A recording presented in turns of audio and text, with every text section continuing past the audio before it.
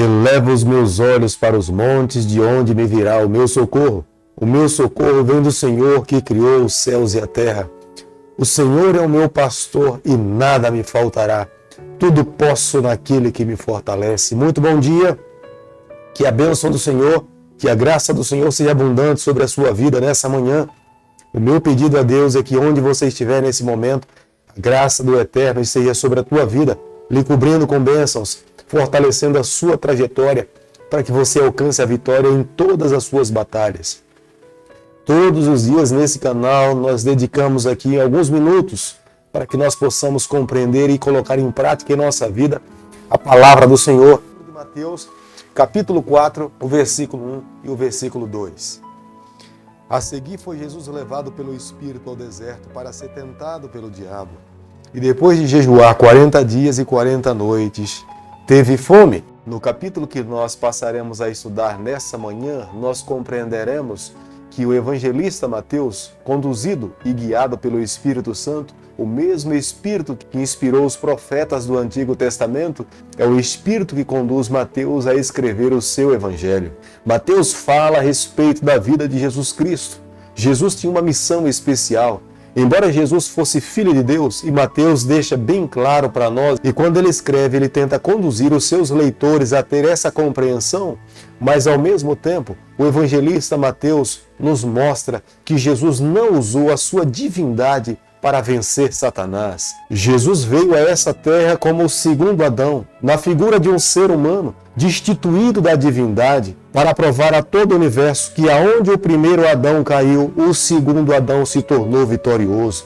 E através da vida do segundo Adão, que é Jesus Cristo, ele atribui a todos os filhos que creem nele, que se colocam nas mãos do Senhor para alcançar a vida eterna.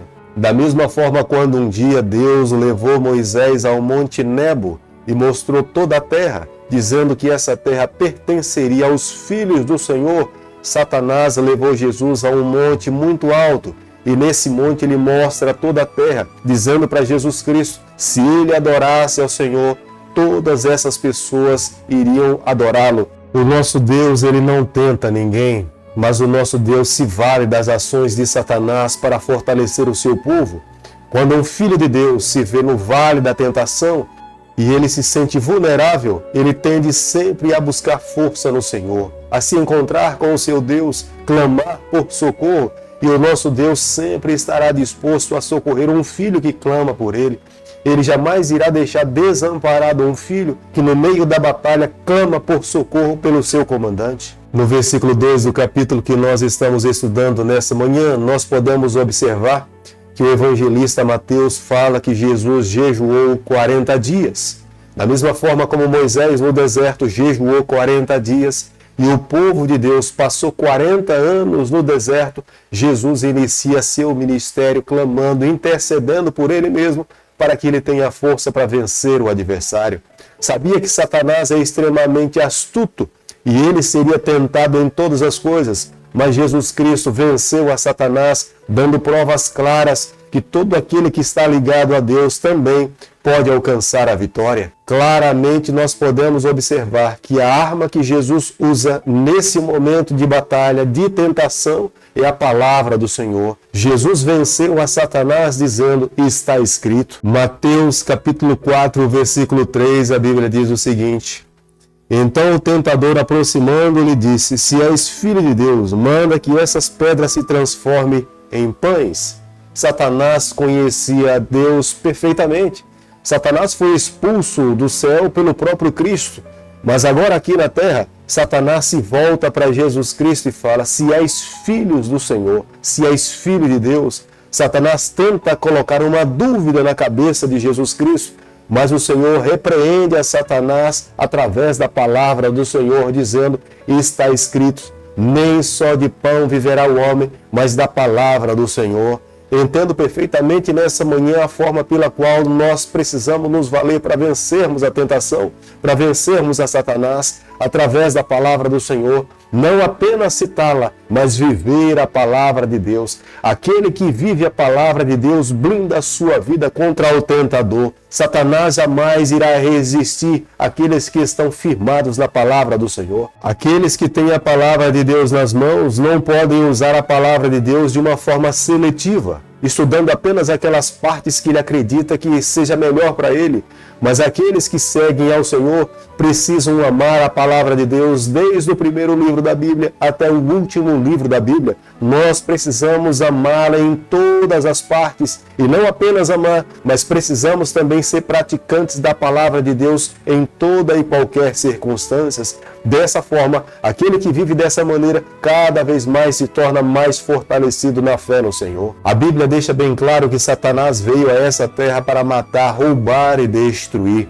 Satanás é um usurpador do trono e do poder de Deus. Satanás nessa terra ele exercia sua influência sobre líderes e governantes, mas ele sabia que Jesus Cristo vindo aqui a essa terra iria destruir o seu reino.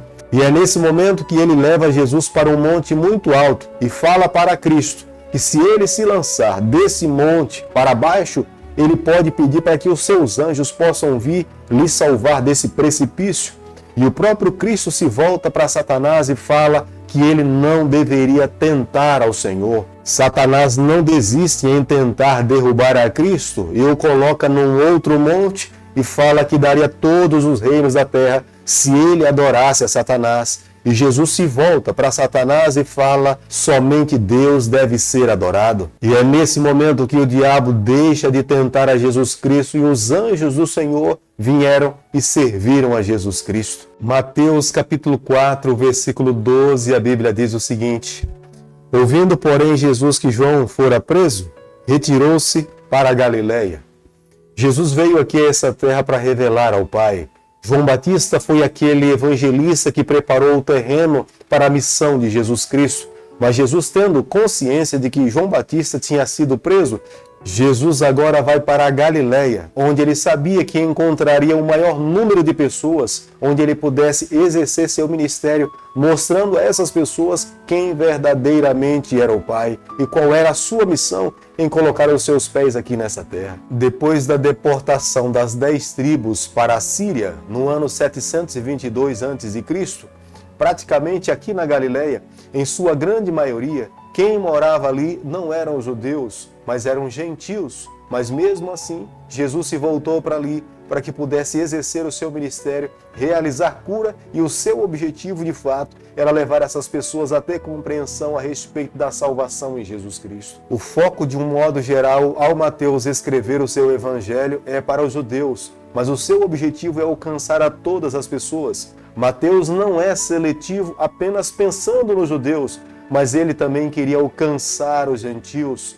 Quando Mateus escreve o seu evangelho, ele fala dos judeus, dizendo que eles estavam nas trevas e eles precisavam de luz. A vinda de Jesus Cristo aqui a essa terra, de fato, é iluminar esse mundo, mostrar o caminho da salvação, abrir os olhos daqueles que estavam tampados com o pecado. Somente Jesus Cristo poderia trazer luz, mostrar o caminho e direcionar o caminho da vida eterna.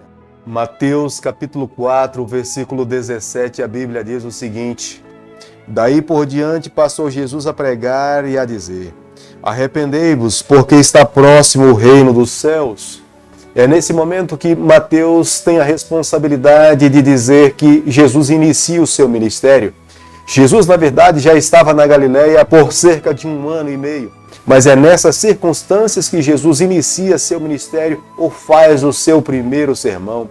Vale a pena ressaltar nesse momento que a mensagem de Jesus Cristo é a mesma mensagem de João Batista: arrependei-vos. O olhar de Deus para essa terra é para um povo que estava envolvido nos seus pecados e precisava fazer uma mudança de vida. Precisavam de Cristo, precisavam de transformação do Espírito Santo para ser uma nova criatura. Somente Jesus Cristo, através do poder do céu, poderia trazer essa mudança no coração daquela geração. Se eles reconhecessem a Jesus, se colocassem nas mãos do Senhor, haveria verdadeira mudança. É dos versículos 18 a 22 do capítulo 4 de Mateus, que Mateus revela a maneira como o Senhor convida os seus discípulos para serem os seus seguidores, para que eles os discipulassem, mostrasse como é que ele iria transformar esses homens em pescadores de homens. Seriam eles os responsáveis para proclamar as boas novas de salvação. Seriam eles que Deus iria preparar para que eles pudessem mostrar ao mundo como é que essa geração poderia viver eternamente. Observamos claramente que o olhar de Deus não era apenas para salvar os judeus, mas o olhar do céu era para salvar e alcançar o mundo inteiro. No versículo 23, podemos observar que Mateus revela falando que Jesus percorria toda a Galileia. Jesus percorria toda a região, revelando ao Pai, mostrando ao mundo, curando os enfermos, trazendo paz para aqueles que estavam aflitos, alcançando o coração das viúvas, os órfãos daquela geração e classes que estavam sendo oprimidas pelos seus líderes, mas revelando que o reino de Deus deveria ser estabelecido nos seus corações e aqueles que abrissem o seu coração para receber a Jesus Cristo encontraria paz, cura, perdão para os seus pecados e esperança de vida eterna. As promessas de Jesus não eram promessas de um político, não eram promessas para uma libertação do governo de Roma. As promessas de Jesus eram para o estabelecimento do seu reino no coração de um ser humano. Era um reinado presente, mas no presente eles iriam receber a Cristo como seu Senhor, mas no futuro eles receberiam uma glória eterna em viver ao lado do seu Deus eternamente. Querido amigo, nessa manhã, ao estudarmos o capítulo 4 do livro de Mateus, nós precisamos nos deparar com algumas verdades. A primeira delas, Satanás é real. Ele é o nosso adversário, porque também ele é adversário do nosso Deus. Tudo aquilo que o nosso Deus rejeita, nós precisamos rejeitar. E aquilo que o nosso Deus abraça, nós precisamos abraçar. Satanás, incessantemente, ele tem vivido nessa terra com o intuito de destruir os filhos do Senhor, porque ele sabe que cada filho que sofre, que cai nesse mundo, ele consegue magoar o coração do nosso Pai. Mas quando olhamos para Jesus Cristo e vemos a forma pela qual Jesus Cristo venceu, nós precisamos também tomar a mesma base da vitória do nosso Salvador Jesus.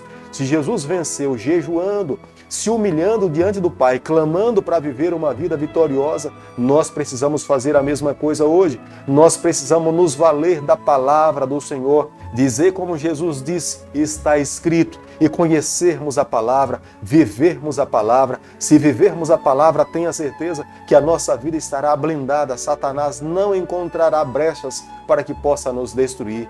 Precisamos viver a cada dia dessa forma, reconhecendo que vivemos os últimos capítulos da história do planeta Terra. Aqueles que viverem dessa forma estarão se preparando para se encontrar com o seu Deus e viver uma vida vitoriosa.